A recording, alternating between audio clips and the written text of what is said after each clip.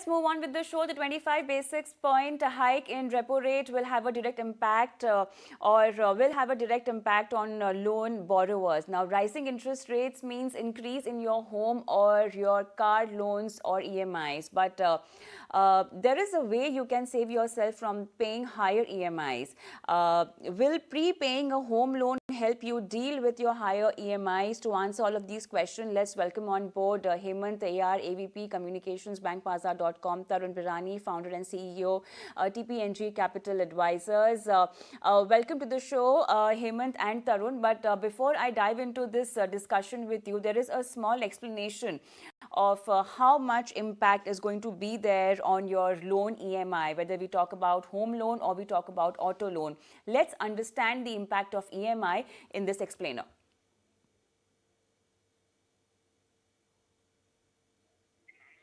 Sure. Who do you want to go first? Yeah, so I want to actually show viewers an explainer where we have calculated how much impact will be there on their EMI. So let's just cut into that first.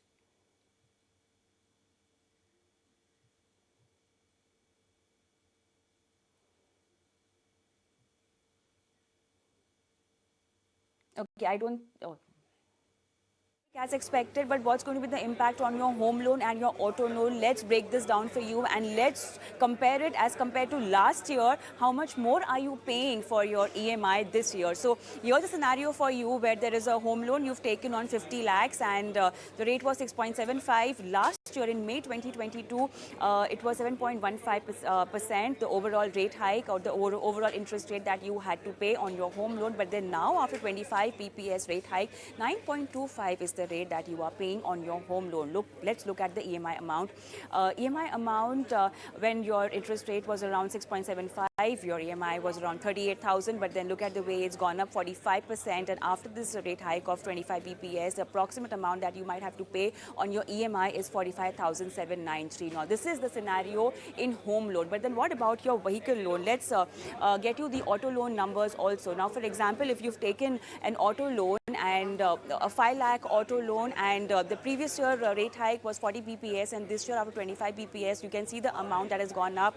The interest rate from 9% has gone up to 11.1%, and look at the interest rate hike, almost 30.6%, and your interest and your EMI amount right from 15,900 has gone up to 16,393 this year. So definitely this rate hike has an impact on your EMI, on your pocket. But then what also you need to consider is a lot of banks have stopped increasing the tenure. So if at all you were expecting some kind of relief from your bank by increasing or raising the tenure of your entire home loan, that might not be helpful. You have to sit with your bank and figure out a way, or the only option left for you is to raise your EMI amount. All right, so that's the impact on your EMI. But in the discussion now, I'm joined by Dhaval Dalal, CIO Fixed Income Edelweiss Mutual Fund. Dhaval, welcome on the show. Good evening. So let's understand what exactly happened in the policy today. And Dhaval, I'll come to you first, because 25 basis point, not that it was not expected, but a lot of people on the street were also expecting a pause announcement, which did not happen. Overall, explain us the policy and also the kind of takeaway that we can get for the on the further move of RBI. So, first of all, the Reserve Bank of India increased the repo rate by 25 basis points along the expected line. There was an expectation that the stance would probably move to neutral. However, the Reserve Bank of India has decided to keep the stance as unchanged. But the important point is that what RBI hasn't said and what the market participants wanted to hear was the statement regarding the arrival of the terminal policy rate and no further rate hike. So over there, I think the Reserve Bank of India hasn't made any explicit statement. But if you hear the body language of the Reserve Bank of India, I think barring some unforeseen circumstances, we are pretty much done. And I think this is something that the bond market participants have understood, and that's why the bond yields have remained pretty much stable. It is our base case that the repo rate will be kept at 6.5% for the rest of the year. barring any untoward incident in the global market as well as local market. On the other two important aspect, I think on growth, the Reserve Bank of India's expectations of 6.4% growth in FY24 appears to be slightly higher than what the market consensus was. And similarly on inflation, I think at 5.3% average headline inflation for FY24 is slightly on a higher side, particularly when the first half of the financial year average inflation is going to be 5.2, and in the ongoing quarter, the average inflation is slightly lower than the RBI's projection. So what we are getting the picture is that the RBI's projection of inflation is slightly ahead of the street consensus, as well as on inflation slightly ahead of the street consensus. That means the RBI is going to allow the monetary policy, which is going to be pro-growth, and at the same time allow inflation to slightly remain on the higher side if required, but it's a pro-growth monetary policy. So, Dhawan, I also want to understand what exactly would have been the main concern for RBI to, for hiking the rates in this announcement, because the inflation, although is still a little bit out of control, but then it's still come down as compared to what we had seen few quarters back. Talking about growth, they will have to keep the inflation a little high. So, what could be the main concern going ahead? Do you see it's a domestic concern, or it could be a global consequence that we saw in the policy today? So there are two main concerns. Number one is the core inflation. I think Reserve Bank of India increasingly is making more and more references to core inflation in their monetary policy committee meeting outcomes. Earlier, that was not the case, because the policy was pretty much guided on the headline inflation. So now that the headline inflation is gradually trending lower, however, the core inflation remains pretty sticky. And this is something that RBI is little concerned about, because they are worried that the core inflation being sticky could actually become a little broad-based and disrupt the current scenario of inflation, which is gradually trending lower, number one. On the second thing, I think they are clearly watching what's happening in the global markets, and particularly in the US, because as we have seen that the latest jobs data in the US completely surprised everyone, including the seasoned market participants. And while in the US, there was a diametrically opposite view between the bond market participants, hoping that the Fed will only hike 2 times in calendar 23, pause and 2 cuts, and where the policy makers were saying there is no commitment like this, and the pendulum has swung a little bit towards what the policy makers were saying because of the latest economic data. So keeping some of the optionality with them, the Reserve Bank of India has gone ahead and hiked the rate to 6.5%, but there were 2 dissents. So going forward, I think within the committee, external members are right now pushing the envelope on further rate hikes. So from all that perspective, we believe that barring unforeseen circumstances, we are pretty much done on the policy rate hike. All right. So, Hemant, now talking about the loan portfolio that people have, or people who really want to take a loan now in this kind of a scenario, there's no relief for them so far. We also saw an explainer where the EMI, as compared to last year, where we saw certain amount of rate hikes, almost 45%, the home loan EMI has gone up. Do you think there's going to be a relief, and if at all, in what way? Because what we are witnessing, or what we are also seeing, that banks have refused to increase the loan tenure. Okay, now individual loan borrowers are forced to increase the EMI amount. How do you see this shaping up now in a few quarters?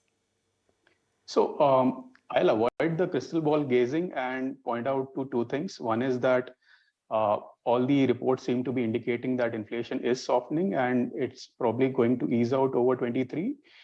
And the other fact of life is that the repo rate has gone up by 250 basis points, and that has a direct impact on your finances. So it doesn't matter if it goes up by another 25 basis points or 50 basis points. The point is that you need to act now. With home loans, what typically happens is that everything is floating rate. Most loans are floating rate, and with car loans and personal loans, they tend to be fixed rates.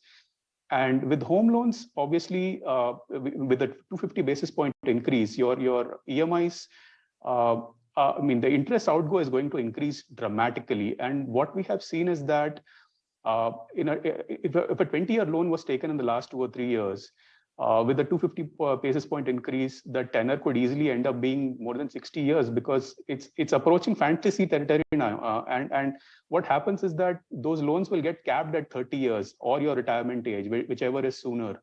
So now we are in a position where it's not just your tenor going up, it's also your EMI. And the simple point of action that you need to think about is that you need to start paying more, because if you don't prepay now, if you don't voluntarily take a bigger EMI now, your loan could just end up being bigger and bigger over time, and it will take more time to pay off, which could hurt your other financial plans like planning for retirement or investing for other needs, your children's education, and so on. So start prepaying. That is the one big takeaway from all these announcements, Kavita. Right. Tarun, I also want to understand the resetting period of the loan. Could you please explain us how it is done by banks? Sure. So thank you, Kavit. Yeah. You want to take it? Yeah, Tarun, tell me. Yeah. So resetting of loan normally happens once in every bank have their own policy, and based on repo link, most of these banks have set their interest rates. So we are seeing more and more dynamically private banks are changing their interest rates based on the change in the repo rates. So that gets impacted very quickly, but some banks have this every quarter, 6 monthly also. So based on the change on the repo rates, that keeps getting resetted. Hemant? Hemant, you were saying something initially. Hemant, can you hear me? Sorry, can you please repeat your question? I couldn't hear you. Yeah. So when I asked the question, Tarun, you were about to say something, so you can answer now. Okay, so basically we're talking about the reset, Right. and typically it's once in 3 months. The RBI guideline said that it had to be at least once in 3 months. That was the 2019 notification, but a lot of banks have interpreted that as one change every quarter. So for example, my own home loan, it resets once a quarter. If there's a rate change, it will get passed on to me in about 3 months' time. So the great thing with that regime, with the repo linking, is that at least I know what to expect, and I can plan my finances accordingly and anticipate higher interest or bigger EMIs, depending on what I have taken. Kavita. What should a loan borrower do now? Check the resetting time and accordingly make changes in their finances, in their inflows, and figure out what will be the outgo amount? So typically for most people, it's not the EMI that changes, it's the tenor.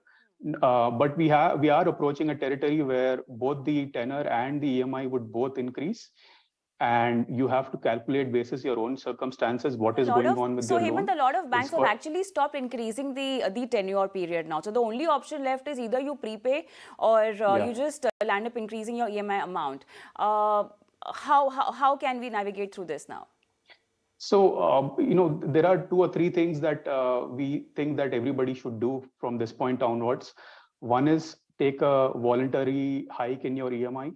And this is an extremely powerful tool in helping you make progress on your home loan. So we are saying that, even if you increase your EMI voluntarily by 5% or 10%, and this is achievable for most people, you would be able to shave off several months of your loan, if not years, and, take stock after 1 year and see if you need to make further increases in your EMI. And that would help you shave off even more months of your loan. So that is how you make your progress bit by bit. The second advice that we're putting out there is that, if you've taken a 20-year loan, one of the things you can do to balance your loan payments as well as your investing and savings need is to prepay 5% of your loan balance once a year. I'll repeat that, 5% of your loan balance once a year. And that would help you pay off your 20-year loan in 12 years. And you could always go faster or slower. That's depending on your circumstances and your need to get out of debt. That's completely up to you. But 12 years we feel is optimum because it helps you make most impact out of your EMIs.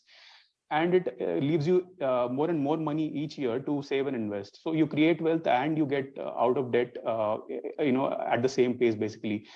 The third thing is that, and this is extremely important to remember, most people take long-term loans, 20 years, 30 years, sometimes longer, but they always have a plan in mind. They think that, I'll pay it off in 5 years or 10 years or 15 years. They have that deadline in their own mind that I need to get out of debt by this time. So just remind yourself of whatever your deadline is. So let's say I have a 20-year loan and I want to get out of debt in 10 years. So every year, in order to get out of debt in 10 years, every year I need to pay at least 10% of my loan. And that would be through a combination of EMIs and prepayments. So every year I make progress. Every year 10% of the loan is paid off. And in 10 years, I'll be debt free completely. And that prepayment that I have to make, and the prepayment that I have to make gets smaller each year, and the EMIs start to become bigger and bigger. They start to have more and more impact. So the prepayment requirement falls over time. Got it. That's an interesting aspect to it. One last question, and then I have to take a quick break. Dhaval, is there any scope of parking your money in any debt options right now, or you think the rate hikes have peaked out and there's no more benefit in debt category? No, in fact, now things are becoming very, very interesting. Now we know that we are closer to the peak policy rates, and the bond yields are also now likely to remain range bound in the calendar 2023. I think investors now should probably consider increasing duration gradually in their fixed income portfolio. On the curve, we believe that the sovereign curve is likely to steepen, with the long end pushing a little bit higher, depending on the kind of supply that we are going to see and in the new financial year and the demand supply dynamic. But what we like is the 5 to 10 year segment of the yield curve, which offers significant value to investors with at least 3 years of investment horizon. So the investors can look to invest in target maturity bond funds, target maturity index funds, as well as some of the other high quality instruments and funds investing in 2 to 5 year average maturity bucket. So this is the area that we believe is looking very, very attractive, and there is for patient investors, there is also a potential price appreciation down the road when the interest rate cycle turns. Tarun, quick comment on people who want to take a home loan right now. Should they wait? So, Kavita, my advice to people is to have a one-third policy. So, whatever income you are making, make sure that your loan commitments doesn't go more than one-third of your income. That is one very critical part. One-third of the amount could be for your other expenses, household, lifestyle, whatever expenses, discretionary, non-discretionary, and the rest one-third should be saving. If you are following this matrix, I feel from a long-term perspective, you will always remain in a very stronger financial situation. And people who are trying to change this matrix, I always found them closer to accidents. So this is my big advice to everyone. Right, so with these rate hikes, this is a kind of scenario that's emerging for your debt portfolio, and if at all you have a loan portfolio. Thank you so much, gentlemen, for being on the show today. And on that note, let's take a quick break.